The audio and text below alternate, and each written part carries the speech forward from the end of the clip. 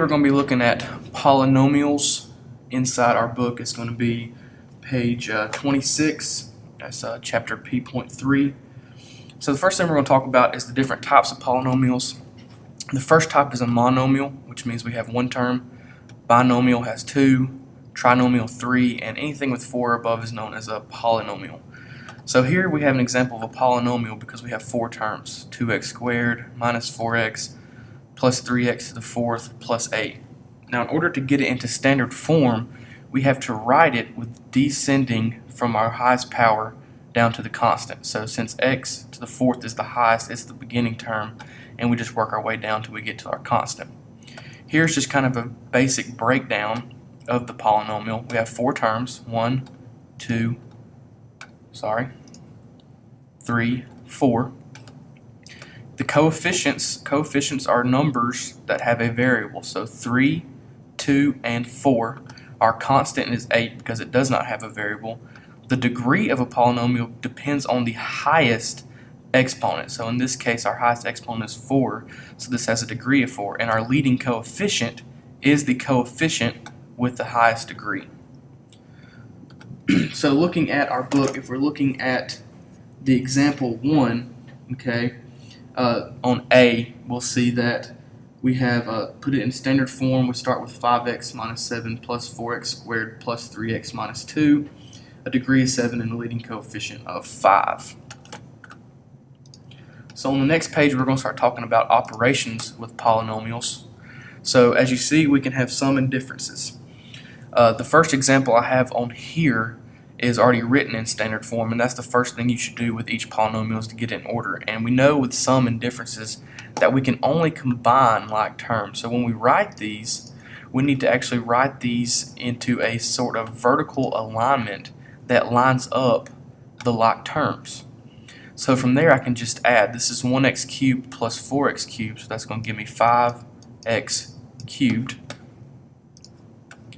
plus 3x squared and 3x squared is 6x squared plus 5x plus 16. And we see it is in standard order, so that is our final answer. With subtraction, it's a little bit different because we want to distribute this negative to each term, which is going to change the sign. And then we write it in vertical alignment, we'll write it with the new sign. So as we see here, we vertically align like terms, and we subtract down. So this will be y to the fifth plus y to the fourth minus y cubed minus 9y plus 3. So now I want you to take this time now and look at example A and B on your sheet, in your book, and see what they're doing on those.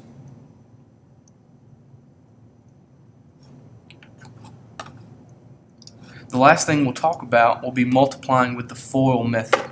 Okay, and the FOIL method is something that we've used before in earlier math, but we're just going to continue on it. So if I have two, I have two binomials. Girls out of Miss Vest's homeroom to report. So for multiplying with the FOIL method, we're going to start with the first terms, which will be in purple. So that's going to be 2x, well, it's supposed to be in purple. So that's going to be 2x times x, which gives me 2x squared. Then we go to the outside terms.